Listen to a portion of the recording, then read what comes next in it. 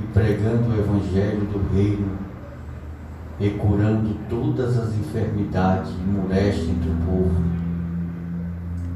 E vendo a multidão, teve grande compaixão dele, porque andavam desgarrados e errantes, como ovelhas que não têm pastor.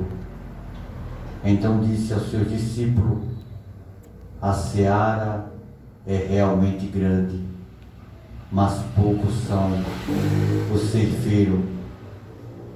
Rogai, pois, ao Senhor da seara que mande ceifeiros para a sua seara. Amém? Amém. Senhor meu Deus, meu Pai querido, nesta noite, eis aqui a tua palavra, eis aqui o teu povo, Senhor, o povo que o Senhor preparou nesta noite para ouvir a tua palavra, Senhor. Nos ajuda, nos fortalece, nos dá um entendimento nesta noite, Pai amado, que nós venhamos diminuir, o Senhor venha crescer, Pai amado, que nós venhamos ter humildade para mostrar a tua igreja, a tua real vontade. Portanto, ser conosco, que abençoa este momento em nome do teu Filho amado Jesus. Amém. Glória a Deus.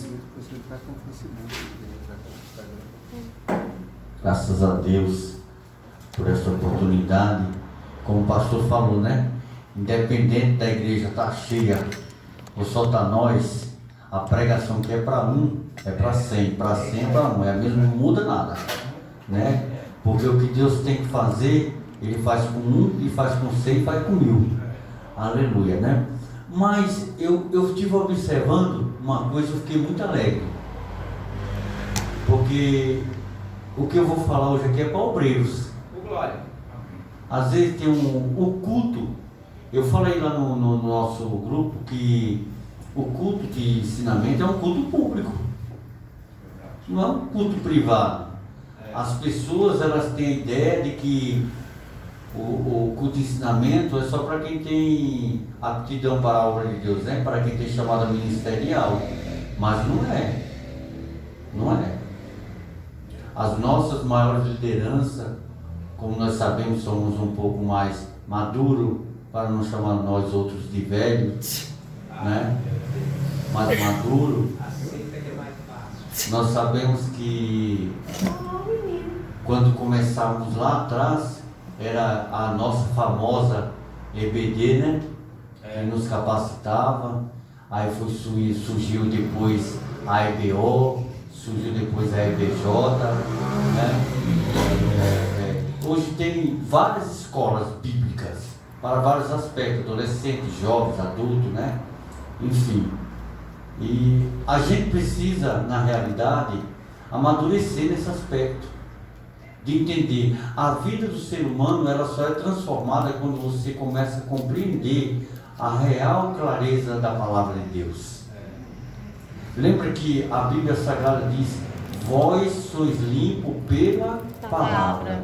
Toda vez que nós praticamos esta palavra e aprendemos dela, nós nos limpamos, nós nos edificamos, e nós também, através de limpeza e edificação, nós também nos capacitamos para isso, para exercer. Veja bem, eu quero, antes de começar, falar isso para os irmãos. A nossa, eu quero colocar assim, a nossa maior alegria no exercício do nosso ministério é nós ter a capacidade de compreensão da palavra de Deus. É nós ter essa capacidade de compreensão. Aleluia. Nós que somos obreiros, somos mais maduros, nós temos observado que muitas pessoas em nossa igreja, em nosso meio, tanto nossa igreja como nosso meio evangélico, elas não dão muita importância a esse sentido da palavra de Deus, e muitas são confusas no entendimento. Você quer ter a prova de 1 mais 1? Geralmente pergunta para alguém depois do curso se ela entendeu o que foi falado na palavra. Meu Deus. Entendeu? Porque o seu coração não está preparado para o ensinamento.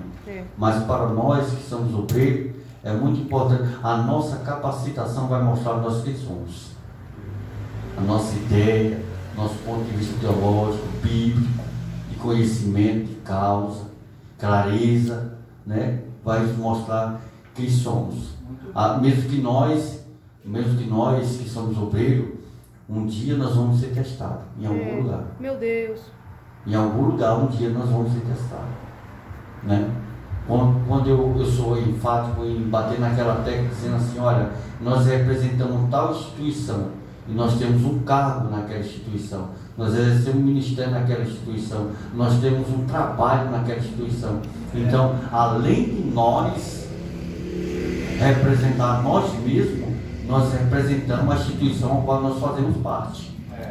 Né? Olha, veio aqui um pastor na minha igreja, ele era da onde? Da igreja Novo Tempo Moriá, e pregou uma palavra abençoada, um conhecimento, uma bênção. Olha que maravilha.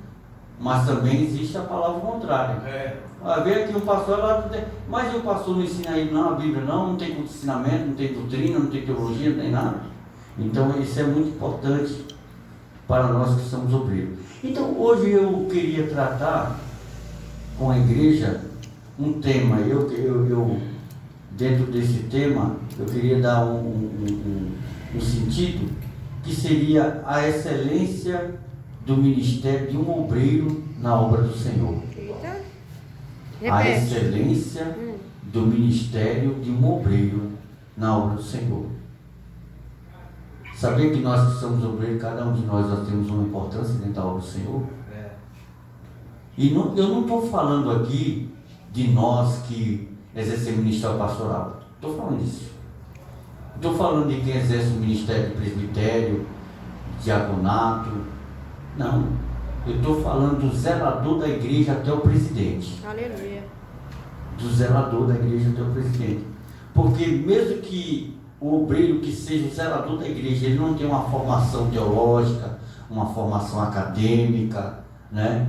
um PhD, ele não tenha, mas ele é obreiro dentro da casa do Senhor. Aleluia. Ele está limpando, ele é obreiro também na casa do Senhor. Obrigada, Jesus. Né? Existem pessoas que menosprezam os zeladores da igreja. Ah não, o zelador é só zelador, ele nasceu só para limpar banheiro, ele nasceu só para lavar a igreja, ele nasceu só para entregar água. Não, nós não podemos menosprezar o cargo ministerial daquele que está embaixo, como daquele que também está em cima. Aleluia. Todos nós somos obreiros, e todos nós, antes de tudo, nós temos esse compromisso, é de demonstrar excelência em nossas funções, aonde nós estamos trabalhando para o Senhor.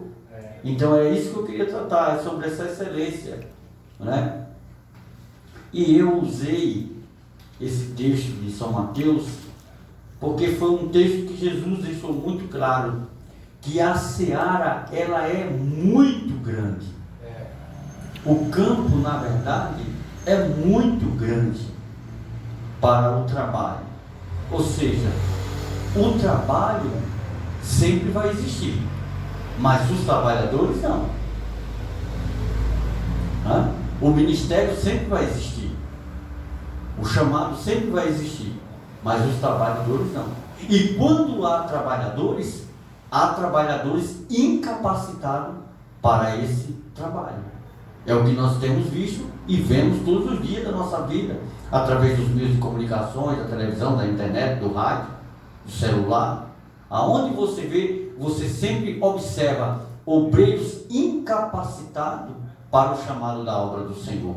Então isso em nós traz o que? Um sentido que nós devemos abrir o nosso entendimento para reconhecer realmente qual é o obreiro que a Bíblia diz aprovado e qual é aquele que é reprovado diante do Senhor. Por isso que eu quis abordar sobre esse tema, a excelência do ministério do obreiro na obra do Senhor. Porque em nossos corações nós temos que ter essa certeza, que tudo que nós for fazer, independente, irmão, eu não quero aqui colocar só a nossa igreja como a igreja mais certa do mundo, a igreja mais correta do mundo, a igreja que tem a maior excelência do mundo. Não, eu não quero só colocar a nossa igreja, mas eu quero falar isso para todas as igrejas. Eu não estou aqui só classificando os obreiros da nossa igreja, é todos os obreiros que estão enquadrados dentro dessa palavra. A trazer na realidade essa excelência, esse compromisso com a obra do Senhor, esse compromisso em fazer as coisas para Deus na casa do Senhor, com muito amor e com muita excelência. Aleluia. Nós que somos obreiros, porque em cima de nós, e eu quero falar isso para os irmãos, e quero atentar para isso nessa noite, para dizer aos irmãos, nós que somos obreiros, nós somos mais cobrados do que os demais. Nós somos mais vistos do que os demais. nós somos mais observados do que os demais. Aqueles que nos ouvem, aqueles que nos veem, aqueles que nos observam, eles estão continuamente sempre ao nosso lado, nos observando a nossa maneira de ser, a nossa maneira de falar, a nossa maneira de se comportar e, acima de tudo, se nós exercemos aquilo ao qual nós fomos incumbidos na obra do Senhor de forma excelente. Porque nós sabemos que existem muitos pastores atrapalhados, existem muitos presbíteros atrapalhados, diáconos atrapalhados, obreiros atrapalhados, que não exercem com excelência a obra do Senhor.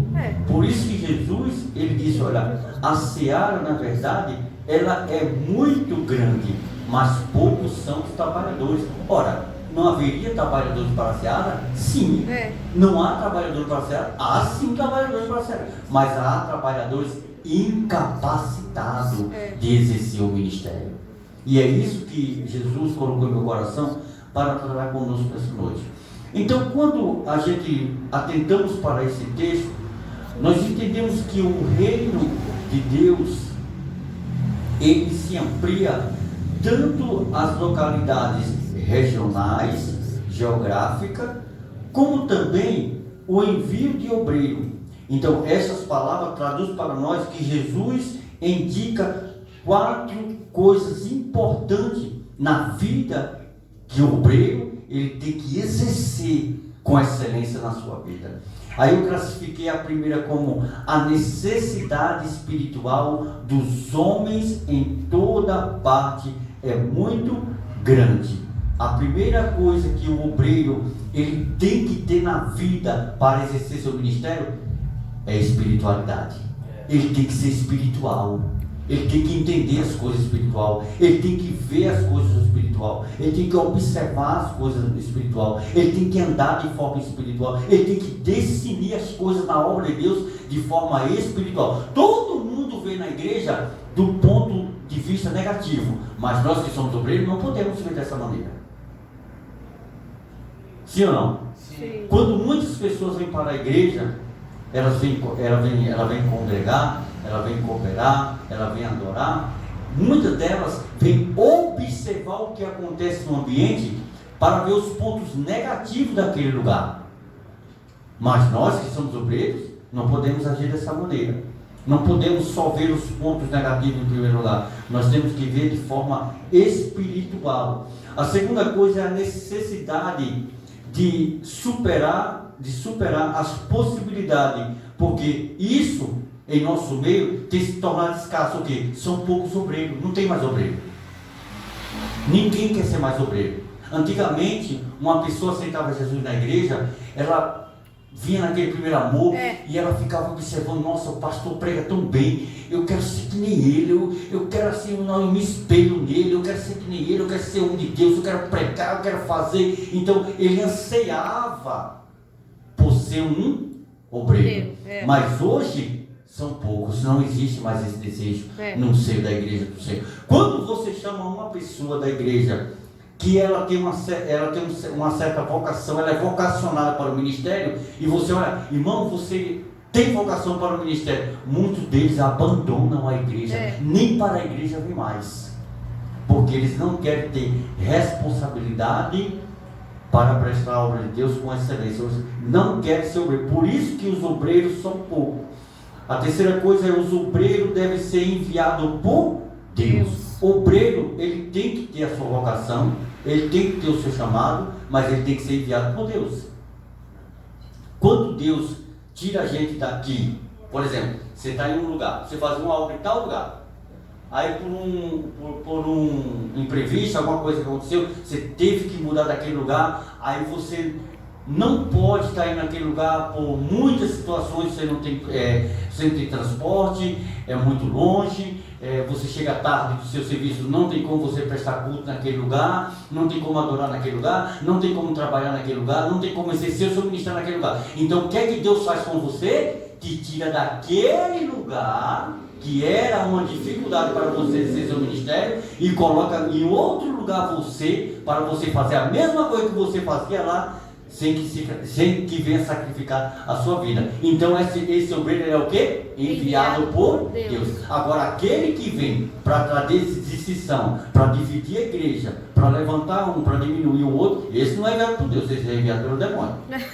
Né? Então essa necessidade, essa responsabilidade é grave de nós, que nós devemos ter em nossa situação. Olha, eu estou aqui fazendo o quê? Eu estou aqui porque eu fui enviado por Deus. Para fazer o quê? Exercer o meu ministério. Então, enquanto eu estiver aqui e tendo essa certeza que eu fui enviado por Deus para exercer o meu ministério neste lugar, eu tenho que exercer com excelência. E é isso que nós estamos fazendo. Então, a quarta possibilidade que eu entendi foi também que a nossa responsabilidade sempre é de rogar ao Senhor para enviar trabalhadores para a seara do Senhor. Eu tive ali, nós tivemos na realidade vivendo esta palavra, né? Eu e o Edson ali, nós tivemos ali uns anos atrás, quase 2 anos atrás, nós tivemos ali uma campanha no monte.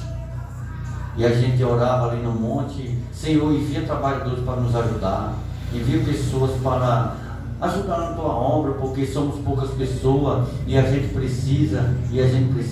Então, na realidade, a gente estava rogando a Deus que enviasse trabalhadores. Então, Deus enviou o Jaime, enviou o Enivaldo, né? Para trabalhar aqui na obra do Senhor. Então, isso cumpriu, na verdade, o que? A nossa responsabilidade de não levar a carga toda sozinha.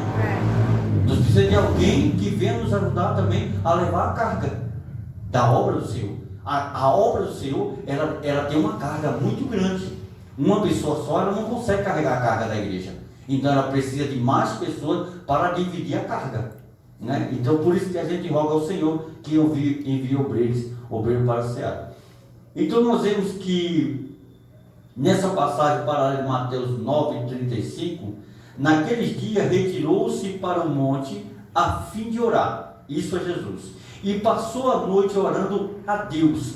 E quando amanheceu, chamou para si os seus discípulos e escolheu 12 dentre eles, ao qual deu o nome também de apóstolos. Então, ele passou a noite orando. Veja, isso é Jesus. Ele passou a noite orando, pedindo ao Pai que desse o quê?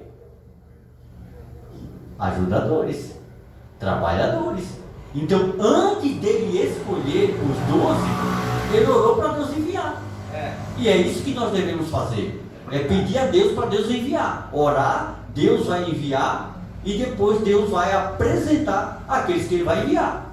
Né? Então ele passou a noite orando e quando foi no outro dia que amanheceu, ele foi e escolheu 12 que entre eles, sendo discípulos, depois iriam se tornar apóstolos. Então, diante de tal necessidade, Jesus passou a noite orando ao Senhor da seara. É fácil imaginar qual era a sua carga perante o Pai naquela noite, lembrando-se da cidade, dos povoados, das famílias, dos doentes, dos endemoniados, dos pecados, das inúmeras necessidades da multidão, por toda parte. Por isso que ele rogava sempre ao Pai, ele pedia ao Pai por obreiros e obreiros, e o Pai deu a ele 12 auxiliares. Então também nossa vida é dessa maneira. O pastor pede e Deus envia auxiliares. Esses auxiliares somos nós. Então esse é o nosso compromisso. Eu estou aqui para quê na igreja? Porque eu sou pastor auxiliar? Porque eu estou auxiliando alguém. Então quando eu me apresento em um lugar, olha, aqui está conosco hoje o pastor auxiliar de tal igreja, ou de tal setor, de tal denominação. Eu estou ali representando o ministério, claro, porque tem que existir a ordenança ministerial, mas eu estou acima de tudo representando uma pessoa. E quem é? O pastor presidente da igreja. Então essa essa importância que ele queria trazer para nós, né? Então na manhã seguinte ele voltou com o seguinte: escolher 12 homens e decidir-se por 3 anos intensamente para formá-los e aparelhá-los e logo após enviá-los. Então, um obreiro, ele precisa primeiro de quê? De formação, de munição. Formação é conhecimento, munição é revestimento espiritual na vida do obreiro. Então, vê o sucesso na vida de um obreiro que tem formação, que é conhecimento, né? E também o aparelho, na verdade, aqui é o que? É o revestimento espiritual. Então ele precisava de formação, ele precisava de um revestimento espiritual. Paulo vai ensinar lá em Efésios: revestir o corpo de toda a armadura de Deus, para mostrar que a vida no dia mal. Então esse revestimento lá ali é espiritual, é conhecimento e revestimento espiritual, para poder depois enviar. É impossível pensar na extensão de outros lugares sem o surgimento de novos obreiros. Há obreiros em nossa igreja que já estão formados. Deus enviará algum deles a outras cidades, outras regiões, e outros serão chamados para substituí-los. Precisam-se ser formados. O Senhor da Seara chamará. Isso dá um entendimento que esse Senhor da Seara chamará, porque assim, por exemplo, está aqui a igreja Novo de Moriá. Nós temos uma necessidade em tal departamento. Então o que é que Deus vai fazer? Deus vai pegar alguém lá que precisa exercer aquilo que está faltando aqui e vai trazer ele de lá para fazer aquilo que tem que fazer aqui, naquilo que está faltando. É esse entendimento que o Senhor da Seara o chamará. Eu acredito, irmão, eu sempre fui uma pessoa assim. Eu não sei ser igual a macaco. Eu não sou crente macaco. O que é o crente macaco? Que pula de galho em galho. Toda hora fica pulando de galho em galho. Não tem igreja boa para ele, não tem pastor bom para ele, não tem ninguém bom para ele. Tudo é ruim, o louvor é ruim, a palavra é ruim, tudo é ruim. Então ele fica pulando de lugar em lugar. Não. Quando o Senhor, o entendimento, quando o Senhor, ele prepara, ele capacita, e ele decide, na verdade, enviar aquele obreiro para aquele determinado cargo, naquele determinado lugar, é porque naquele lugar há uma necessidade daquilo, claro, né? Por exemplo, se a lâmpada queima na casa da Daiane e não tem ninguém para trocar a lâmpada, Vou chamar o Paulo. ela vai ligar para mim e vai dizer: olha, eu tenho um problema de lâmpada, eu sei resolver o problema dela. Então quem vai ser enviado para resolver o problema? É aquilo que a necessidade está pedindo. É. A mesma coisa é a igreja. É. A mesma coisa é a igreja. Melhorou. Naquela área que a igreja necessita, Melhorou. que ela tem a necessidade, Deus vai pegar aquela peça que está faltando para complementar aquele sistema, para o quê? Para que a obra ande. É. Porque a obra do Senhor não para nunca, irmão. Aleluia. Quem para é eu e você. Eu e você para, mas a obra não. Ela vai continuar. Então ele envia. E isso é muito importante. Então, esse preparo, essa formação, essa capacitação, esse aperfeiçoamento, ela só vem com uma coisa: é o conhecimento da palavra, é o conhecimento da Bíblia, é o estudo da Bíblia, é tudo que a Bíblia ela quer transmitir para nós, primeiro que somos o obreiro, para depois nós transmitir para o outro. Olha, eu não posso falar de uma coisa que eu não conheço. Né? Se alguém vem até mim e fala assim: nossa, pastor Jaime, o senhor é pastor? Tá. Eu estou com tal problema na área do meu relacionamento assim, assim, assim. O que é que o senhor me aconselha? Ora, se ele não tiver um conhecimento de causa bíblica ou teológica, como é que ele vai aconselhar alguém de uma coisa que ele não conhece? Porque ele não tem conhecimento. Então, é essa importância que eu acredito que Deus, ele traz essa capacitação para cada um de nós. Em cada um de nós existe o compromisso de nós termos conhecimento de todos os aspectos da vida humana. Isso inclui família, relacionamento, filhos, parente, saúde, trabalho, área financeira, abrange todo o sistema da vida do ser humano.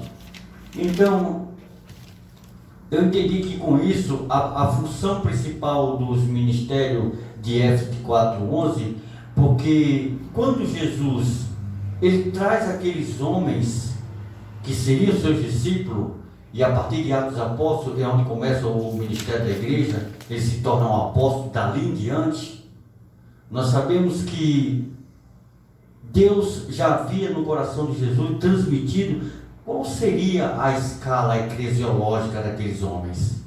Aqueles homens eram homens diferentes de pensamento, de ideologias, de capacitações, outros de maiores capacitações acadêmicas, outros de pouco conhecimento, tanto da Torá como conhecimento da sua época, mas ele haveria de capacitar aqueles homens. E é muito importante quando Paulo trata isso em sua carta aos Efésios de 4:11, quando ele diz mesmo assim, olha, e ele mesmo concedeu uns para apóstolo, outros para profetas, outros para evangelistas, outros para pastores e mestres, com vista ao aperfeiçoamento do santo, para o desempenho do seu serviço, para a edificação do corpo de Cristo, que é a igreja. Então havia, na verdade, uma separação eclesiológica, eu quero colocar, para aqueles homens que iriam ser enviados para o ministério local, regional, de forma geográfica, porque a igreja não seria só local,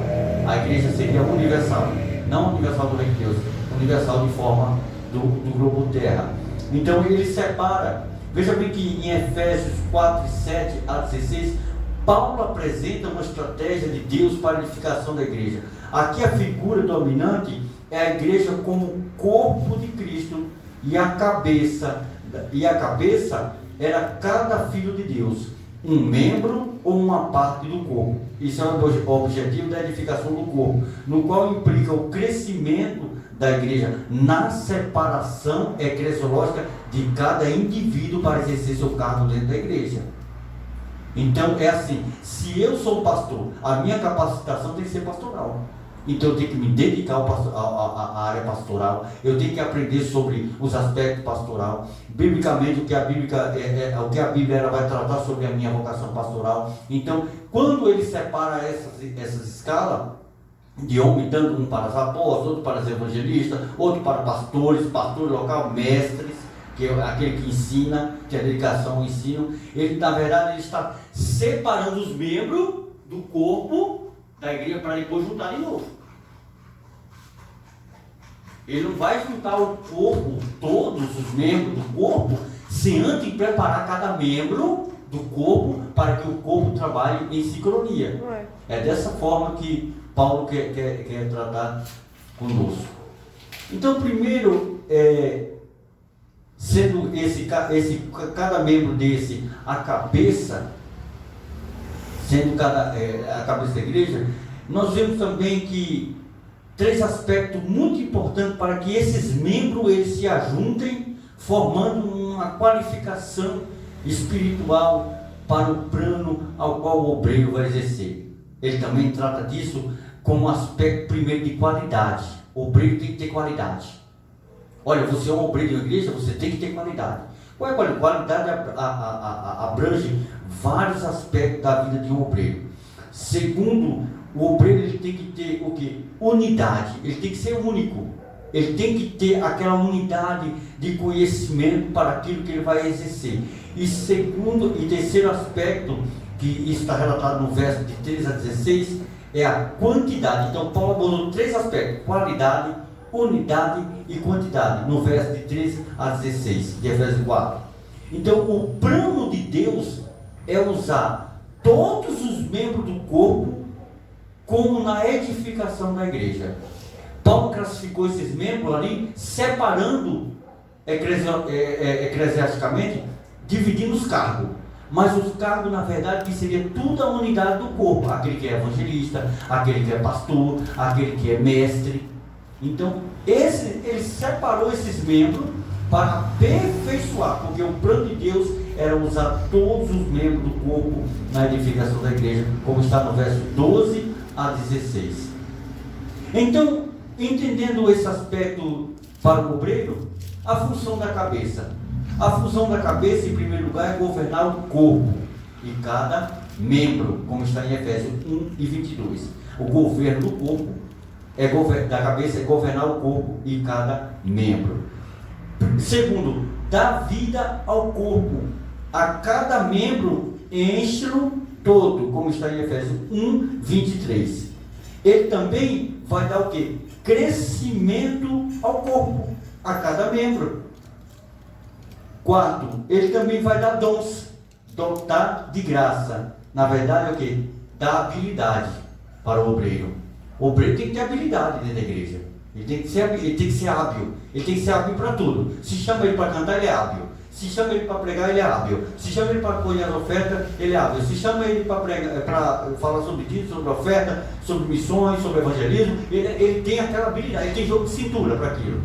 Então é isso que Paulo, na verdade, trata, dotar da graça, dando habilidade a cada membro para o desempenho das suas funções, como está em Efésios 4, 7 e 8. Em quinto, ele concede uns para apóstolo, outros para profetas e outros para evangelista, pastores e mestre. A função dos membros do corpo de Cristo. Cada membro é importante e tem uma função a desempenhar no corpo. Então, cada um obreiro que é um membro do corpo, ele tem uma função para exercer dentro daquele corpo. E então isso, na verdade, estando bem, cada membro deve atuar e ser atuante. O obreiro, ele é um membro que estando bem, ele deve atuar e ser atuante. Cristo, de quem todo o corpo está bem ajustado e consolidado pelo auxílio de toda a junta, conforme o funcionamento adequado de cada membro, porque ele produz crescimento para o corpo, para a sua própria vida, em edificação e amor. Então veja o entendimento de que Paulo quer trazer o quê? Jesus é o corpo todo ajustado. Queria dar a vida para cada membro daquele corpo, para que aquele corpo ele produzisse a sua própria edificação e crescimento. Então é esse ajuste na nossa vida, que somos obreiros, que nós precisamos ter. Esse ajuste que Cristo tem, ser bem ajustado, o corpo alinhado. Sabe, um obreiro, irmãos, ele não pode ser um desequilibrado. Um obreiro, ele não pode ser um desnaturado. Um obreiro, ele não pode ser uma pessoa desequilibrada. Ele tem que ser uma pessoa que tem que ter equilíbrio, que tem que ter poderança, que tem que ter edificação e, acima de tudo, tem que ter amor. É isso que Paulo fala em Efésios 4, 15 ao 16. A função dos apóstolos e profetas, evangelistas, pastores e mestres, embora existam 5 termos em Efésios 4 e 11, entendemos que são 4, porque diferente diz assim: uns para pastores, outros para mestres, e sim outros para pastores e mestres. Quer dizer que pastor e mestre exerce a mesma função. Então não é só o mestre que ensina, o pastor também ensina.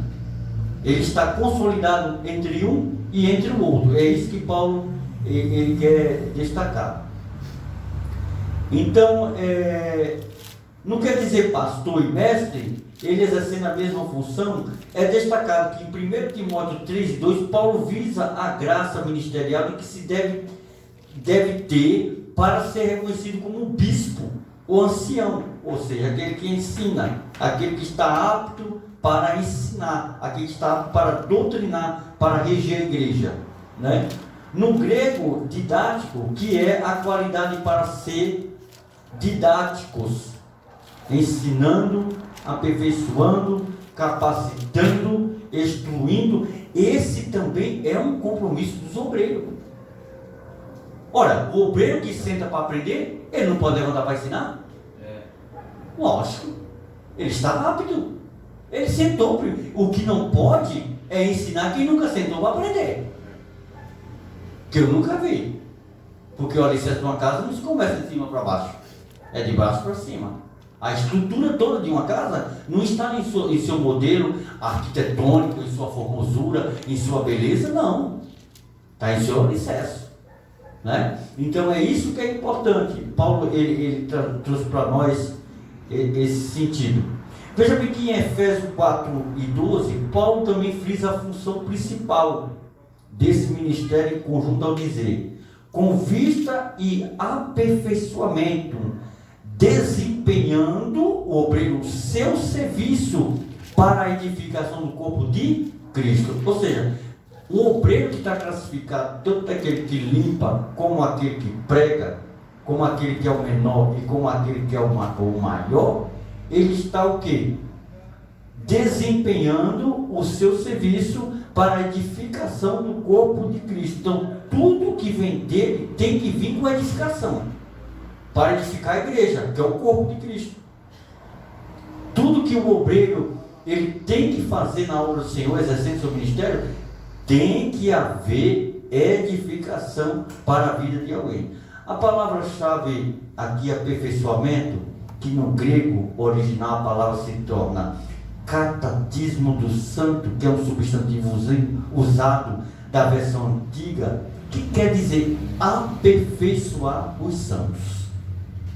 Ora, eu sou aperfeiçoado para aperfeiçoar alguém, com certeza. O interessante da vida de um obreiro é nunca aquilo que ele sabe guardar para ele, mas ter o prazer de ensinar para outro.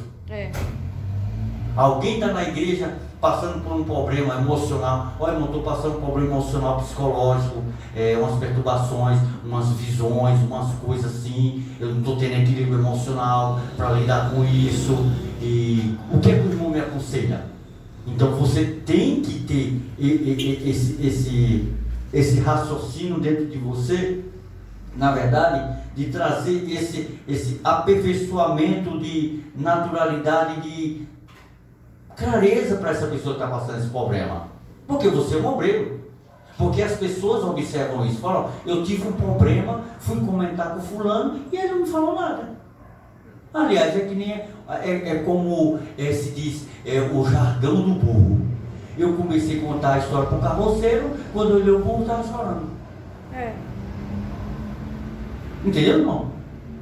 Então, é isso que é importante. Paulo sempre trazer esse aperfeiçoamento. Então, nós que somos obreiros, nós temos que crescer se aperfeiçoando a cada dia mais. Isso é muito importante para nós. Nós temos que procurar sempre melhorar. Nós temos que procurar sempre estar muito melhor na presença do Senhor, porque nós temos uma cobrança maior do que os outros. Tenha certeza disso. Você será cobrado por aquilo que você fez aqui, lá, principalmente quem é obreiro. Em outras versões também que eu usei, nesse aperfeiçoamento, em várias traduções, vem dizer que essa perfeição que se é capacitada pelo obreiro, ela vem a trazer equipamento para ele. Equipar o obreiro. O obreiro tem que se equipar, ele tem que estar equipado. Equipado o quê? Da palavra. Equipado o quê? Dessa perfeição, trazendo a graça, como a unção do Espírito Santo sobre a vida, o conhecimento como causa justa. Para quê? Para que ele esteja equipado para o reto ordenamento dos homens. Porque os homens, eles esperam de nós isso. É a nossa capacidade de lidar com a situação segundo o nosso conhecimento bíblico. Alguém está em nós observando o que nós temos para transmitir através de nós, do nosso ordenamento para os homens. É eles que querem ouvir de nós. O Catatismo, segundo o dicionário grego-espanhol, que significa arrumar, ordenar, olha só, arrumar, obreiro arrumado, obreiro ordenado, obreiro nivelado, olha, que na verdade é o nivelar, obreiro que se guarnece, se equipando e se preparando para formar todo o dirigir, o organizar, o separar e o colocar tudo em seu devido lugar. Olha a responsabilidade de um obreiro. Ele tem que se equipar. Olha só, o que o dicionário da Vulgata Latina, né, que é original do grego, diz que essa formação que o obreiro ele tem que ter segundo essa ordenança, ele tem que estar para arrumar, ordenar, nivelar, guarnecer, equipar, preparar, formar todo, dirigir, organizar, separar e colocar tudo em seu devido lugar. Então nós que somos obreiros, nós temos a obrigação de alguém que nos procura por um problema, nós temos a solução. Nós podemos não fazer o milagre, porque o milagre só quem faz é Deus, mas a palavra nós temos que ter. A palavra, ela é a base. Alguém nunca pode nos procurar para pedir uma orientação e você nunca dizer assim: eu não sei, eu vou pesquisar, eu vou procurar, não sei te responder agora. Você tem que ter base, é esse equipamento, porque a pessoa vem com tudo que está fora do lugar, ela quer colocar no lugar. Uma casa quando está desarrumada, o que é que a dona de casa quer fazer? Arrumar. Ela quer arrumar a casa. Se a casa dela está suja, ela vai fazer o quê? Ela quer limpar a casa dela. Então é a mesma coisa. As pessoas quando nos procuram, elas nos procuram porque elas querem uma orientação espiritual, elas querem uma ajuda espiritual, e nós temos que estar preparados para dar. Infelizmente, irmão, é a realidade. E muitos obreiros estão incapacitados de ajudar alguém que é incapaz também de se levantar. Essa é a realidade. Por isso que Paulo ele queria tratar nesse aspecto para nós, e porque esse é o ponto. Quando eu me organizo, arrumo minha vida, a minha ordenança, eu me preparo, o meu modo de organizar, eu me separo, eu me coloco no lugar, então eu estou exercendo o meu ministério com excelência na obra do Senhor. E é isso que é muito importante para a nossa vida. Então, as passagens do Novo Testamento, onde se usa o verbo ter sido trazido de diversas maneiras e não dão uma ampla compreensão, rico significado, nós vemos que há vários textos bíblicos aonde essa perfeição ela vem trazer na vida do obreiro um sentido muito significativo. Eu não vou passar aqui, mas na apostila, quem quiser apostila depois eu passo, tem todas as referências para a gente andar.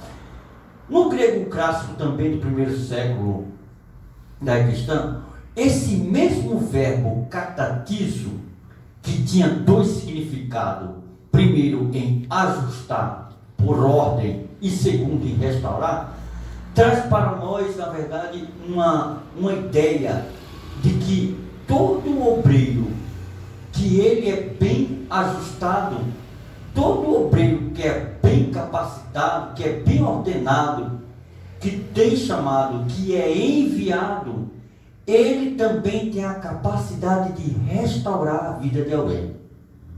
Restaurar a vida de alguém. Sabe aquela pessoa que chega para você com a vida toda acabada, chorando, passando problema no casamento, na família, nos filhos, na casa, no lar, com o vizinho, com a mãe, com o papagaio, com o cachorro, com tudo. Ela vem com você e toda vez que ela vem, você nunca tem uma palavra de derrota para ela. Ela vem: eu estou passando por isso. Calma, irmão, você vai vencer. Eu estou com dor. Calma, irmão, você vai ser curada. Glória a Deus. Eu estou com problema. Calma, Deus vai arrumar, irmão, vai colocar tudo no lugar, não está fora do lugar. Então, essa pessoa, na verdade, é isso que Paulo queria tratar. Essa pessoa, ela está apta para ajustar as coisas que estão fora e restaurar aquele que está precisando de auxílio naquele momento. Olha a importância, irmão, nós somos obreiros. Nós brincamos? Nós gostamos de brincar um com o outro. Nós gostamos de se divertir. Gostamos de jogar piada. Mas na hora da coisa séria, a coisa é séria. Na hora de falar a verdade tem que ser falada. Independente de qualquer coisa. E é isso que Paulo ele quer trazer para nós. É que nós temos que ajustar e restaurar. Né? Resumindo, à luz de tudo isto, podemos afirmar que as funções principais dos apóstolos, profetas, evangelistas e mestres são edificar, aperfeiçoar, formar e restaurar os santos. Olha só o que é incumbido para nós. A nossa incumbência, nós que somos obreiros, é o que? Edificar, aperfeiçoar, formar e restaurar os santos. Em segundo lugar, prepará-los, capacitá-los, treiná-los e equipá-los. É isso que nós temos que fazer, nós que somos obreiros. A nossa obrigação. Então, a obrigação nós que somos obreiros é fazer isso com a igreja. É preparar a igreja, é capacitar a igreja, é treinar a igreja e equipar a igreja. Quando isso não acontece, que a igreja não quer se preparar, não quer se capacitar, não quer treinar, não quer se equipar, é porque ela não quer. Mas nós temos que fazer isso. É isso o nosso... A nossa conversa. Alguém, irmão Márcia? Então, isso é muito importante para nós entender esse aspecto.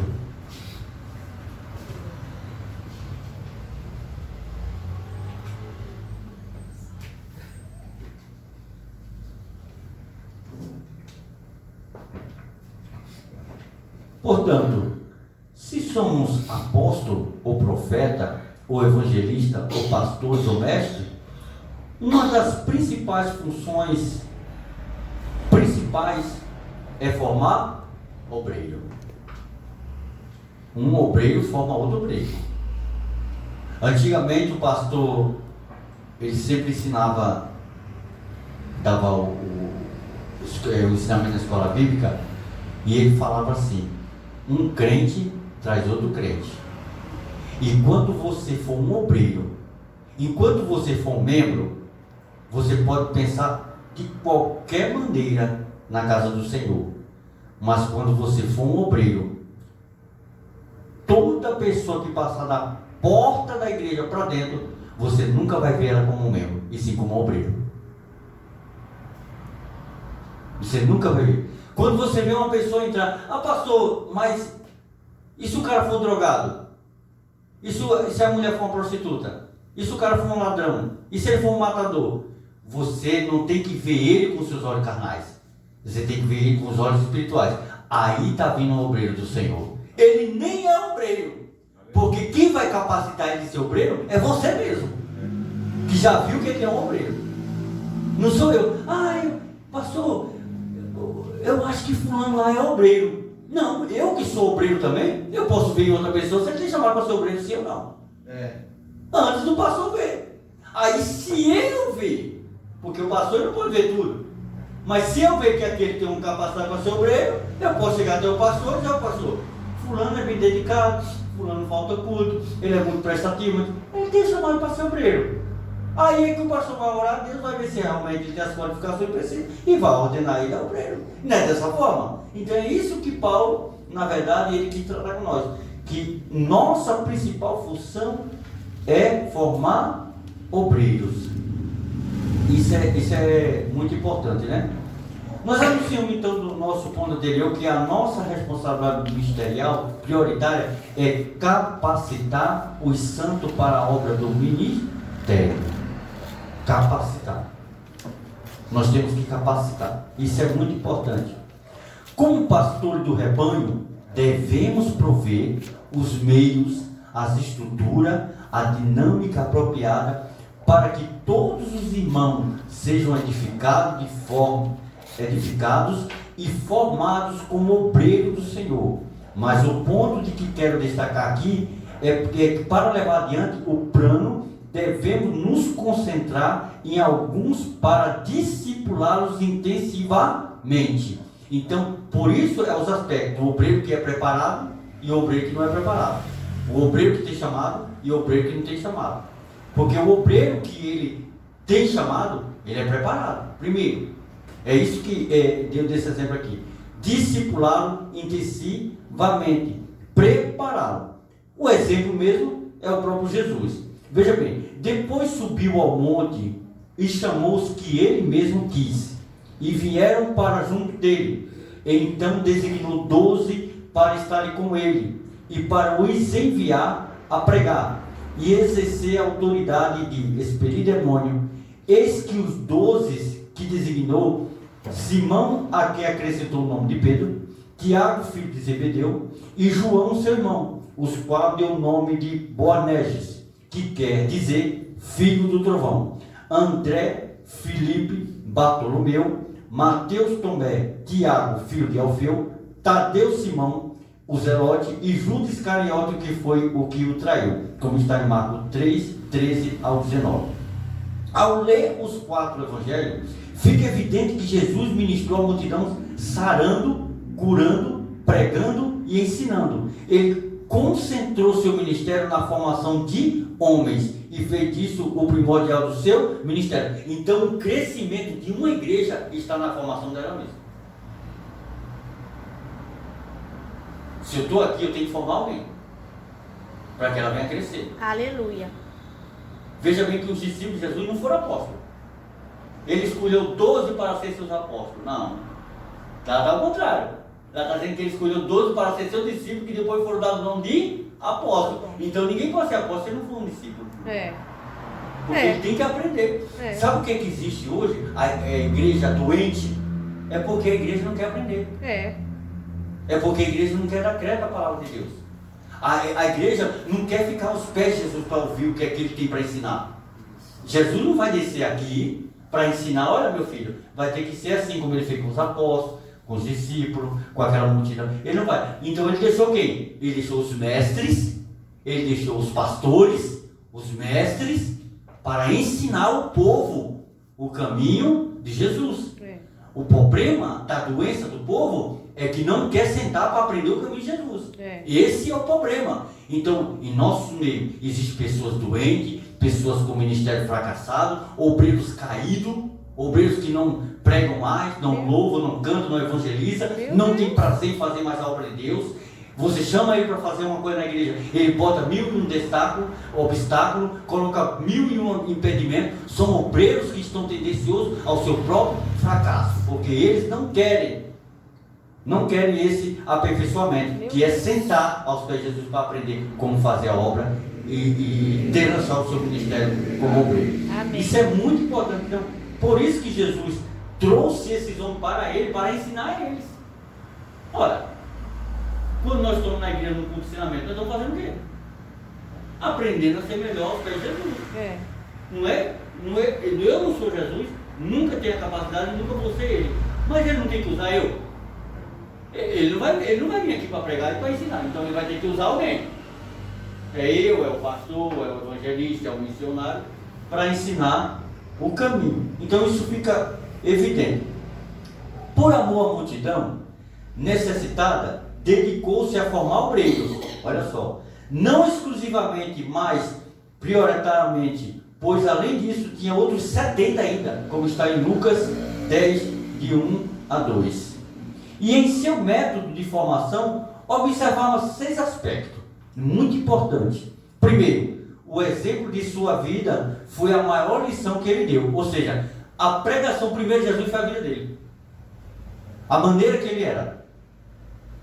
O povo procurava muito Jesus pelo seu exemplo de vida, como dado a maior lição. Por quê? Qual era o exemplo dele? Pregar nas sinagogas, ensinar o povo, curar os enfermos, sarar os aleijados, curar os cegos, levantar os coxos. Então esse era o exemplo. O primeiro exemplo dele era a vida que ele tinha. Segundo, o ensinamento e a instrução oral. Ou seja, Jesus sempre estava em algum lugar ensinando alguém. Ele sempre estava em algum lugar através das parábolas, que na verdade parábola era forma literal de introduzir uma mensagem de forma que o povo pudesse entender. Isso era o significado da parábola, de uma forma literária, porque o povo entendia naquela linguagem, daquela época, o que ele estava falando, na exposição de via oral. Seu programa de ensinamento constitui em instruir em toda a vontade do Pai. Terceiro, o exemplo da sua ação. Essa foi a maior lição do método de Jesus na formação dos seus discípulos como obreiro. Eles vendo pregar, olha só, e ensinar, aprenderam a pregar e a ensinar, vendo curar e expulsar os demônios, aprenderam a fazer a mesma coisa. Porque alguém só vai fazer alguma coisa se ele aprender de alguém. Ora, se eu ensino hoje, foi porque alguém me ensinou um dia. Se eu prego hoje, é porque eu vi alguém pregar um dia. Se eu sei de alguma coisa, é porque um dia eu sentei para ler a Bíblia, eu sentei para ler um livro, eu sentei para... Olha, vamos tirar agora da forma material e vamos levar para o lado espiritual. Ora, se eu sou mais usado um pouco Por que eu sou? Porque eu me dedico a ser usado. Se eu tenho as revelações divinas do céu, Deus me revela algo. Por que acontece isso? Porque eu busco mais. Então tudo é uma dedicação de nós que somos obreiros. A gente só vai ser usado naquilo que a gente acrescenta na nossa vida. A gente só vai ter capacidade naquilo que nós se capacitamos para exercer. Nós só vamos fazer a obra de Deus com excelência um dia que nós entender, primeiro nós, que nós temos um compromisso com Deus, temos um compromisso com a igreja e temos um compromisso com nós mesmos. Isso é muito importante. Aleluia. Por isso que ele quis trazer esse exemplo para nós. Então, estou terminando. Está acabando. Ainda tem umas 20 folhas aqui, mas eu vou resumir aqui, vou ficar só numa parte aqui. Depois disso ter distinguido entre o ensinamento de Jesus, também houve a forma de treinamento. Ele também treinou eles para a obra. Não apenas viu Jesus fazer, como também foram enviados a pregar, curar, ensinar e muitas coisas. Logo eram corrigidos, instruídos e animados e aperfeiçoados para fazer outra vez melhor. Um fazendeiro sitiante se forma em uma fazenda do lado de um fazendeiro mestre. Ora, como é que eu vou entender de terra se eu não estou do lado de um camarada que entende de terra? Como é que eu vou entender de agronomia se eu não estou do lado de um agrônomo? Como é que eu vou entender a ciência se eu não estou do lado do cientista? Então, como é que eu vou entender a palavra de Deus se eu não estou do lado do mestre que ensina a palavra? Como é que eu vou crescer em graça e conhecimento, como diz 2 Pedro? Crescer na graça e no conhecimento. Se eu não quero sentar ao lado de quem tem graça e de quem tem conhecimento para me ensinar. Como é que eu vou ser um crente que tem estrutura? Toda hora eu estou sabe, ele não é bipolar, né? Na minha época não existia bipolaridade. Chamava o problema da cabeça, é doido. Porque uma hora estava sorrindo e outra hora estava chorando. Ele tem problema, é doido. Mas hoje é bipolaridade. É isso aí. Então, como é que eu não vou ter equilíbrio espiritual, equilíbrio ministerial, se eu não vou estar do lado de alguém que tem equilíbrio? Ora, se eu sou obreiro, eu tenho que estar do lado de alguém que tem equilíbrio mais que eu.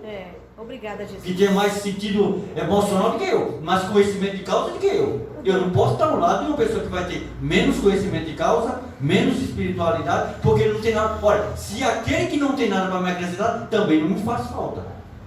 Concorda? Deus, sim. Então isso é muito importante. Era esse aspecto que Jesus queria tratar. É grave, Jesus. Estou terminando, já tem 5 minutinhos. Eu também queria tratar sobre esse treinamento, o aspecto do equipamento espiritual. Esse equipamento, que nós falamos lá atrás, se completou nos discípulos de Jesus, quando Jesus foram batizados no Espírito Santo. Por isso Jesus instrui que não começasse a obra até que estejam cheios do Espírito Santo. Então, um obreiro, ele não tem que ser só obreiro, ele tem que ser cheio do Espírito Santo. Por quê? Porque quem é de cima entende as coisas de cima. Olha, quando a Bíblia diz quem é de cima entende as coisas de cima, não é que você tem que estar no céu para entender do céu. Você tem que estar na terra, mas entendendo o que é do céu. E como é que isso acontece? É quando você tem a espiritualidade como base da sua vida. Aleluia. E o batismo é o principal aspecto. Ficar em Jerusalém até que sejais revestidos Do alto. do alto. Aleluia. Esse revestimento era o quê? Espiritual. O batismo com o Espírito Santo. Então era muito importante, né? Então as igrejas antigas ainda tem essa liturgia, né? Eu não sei hoje mais não, porque a coisa se modernizou demais de uma forma que perdeu o controle, que um pastor, ele não poderia ser pastor se ele não fosse batizado com o Espírito Santo. Não podia. E ele tinha que ser batizado com o Espírito Santo com o principal ponto, que é a evidência em falar em línguas estranhas. Meu Deus. Se ele fosse batizado e falasse em línguas estranhas, ele era aceito. Se não, porque segundo a ideia da igreja, é colocar uma pessoa na liderança da igreja, que ele seja espiritual e não carnal. Né? Porque tem igreja que parece que é carnal, mas ela é espiritual. E tem igreja que parece que ela é espiritual, mas ela é carnal. Então, esse discernimento só tem quem tem o Espírito Santo na vida. Quem não tem, ele come gato com leve. Meu Deus. Maria vai com as outras. É grave, Jesus. Tipo assim, ele não consegue discernir. Quem é espiritual, quando vê uma coisa que está fora dentro do contexto bíblico, ele já diz logo: isso aí, larga de mão, isso aí não tem nada de Deus nesse negócio. Então isso é muito importante. Vamos correr. Para terminar. Também o do obreiro, além desse treinamento, além desse equipamento espiritual, ele também tem o que trabalhar em equipe. O obreiro tem que trabalhar em equipe, irmão. Ele nunca pode dizer: eu sozinho faço tudo. Eu sozinho, sabe? Comigo é assim: eu vou pregar, eu vou cantar os hinos da harpa, vou colher as ofertas, Meu vou dar Deus. missa apostólica e tchau e pronto. E a missionária Carol, é? Meu Deus. Jesus não formou discípulo, mas 12. Não nos enviou individualmente, e sim de 2 em 2. Além do sacrifício para a obra, o trabalhar em equipe tem um valor de formação muito grande na mútua edificação e supervisão e cumprimentação e companheirismo. Ou seja, em 2, o que um não vê, o outro vê. Vamos lá fazer, vamos provar isso? Vamos tirar a prova dos 9 agora? Quem está aqui dirigindo um culto tem uma visão, mas quem está lá na porta tem outra. Porque a visão de quem está aqui está para lá, mas quem está lá está para cá. Então veja bem, tem 2. Um observa daqui para lá e o outro observa de lá para cá. Então isso é a visão de trabalhar em equipe. E não só trabalhar em equipe para a edificação da igreja, para a supervisão da igreja, mas também tem que ter o quê? Companheirismo. Tem que ter companheirismo. Olha, chega aqui, ô Jaime, o que é que você acha? E aí, Jaime, e o Anivaldo, e tal, e eu quero conversar com você um negócio aqui. Companheirismo. Não só na hora de comer. Só não na hora de ir na casa do norte, só não na hora de ir na pizzaria. Não. Só não na hora de almoçar na casa do outro, não. Companheirismo em tudo. Amém. Terminando, e o último é o exemplo de Paulo. Esses mesmos princípios que os vemos no ministério de Paulo, a quem sempre vemos rodeado de alguns homens, nos primeiros anos de seu ministério, o apóstolo apostólico, vemos que Paulo trabalhando com vários discípulos e formando quem? Silas, Timóteo, né? Priscila e Áquila, Erasto, Sóstenes, Urbano. Então Paulo sempre teve na sua ideia do seu apostolado não só instruir a eles como formar os discípulos e trazendo para eles esse companheirismo. Então, o que é que Jesus quer tratar nesse texto? A seara é grande, poucos são os trabalhadores. Quando ele fala que poucos são os trabalhadores, não é que é poucas pessoas que tem, são poucas pessoas que tem preparada. Poucas pessoas que tem preparada. Porque quando as pessoas elas querem se preparar para o ministério da obra de Deus, a seara ela é grande, mas os trabalhadores vai ser maior. Esse é o problema. Então nós devemos sempre orar para Deus enviar. Mas nós que já estamos aqui, a nossa responsabilidade é de cada dia mais se preparar para esse ministério, para levar o nome da igreja, para levar o nome de Cristo, para pregar os outros, para ensinar os outros, para instruir os outros. E acima de tudo, em primeiro lugar, instruir a nós mesmos. Que Deus abençoe a todos, em nome de Jesus. Glória a Deus. Aleluia.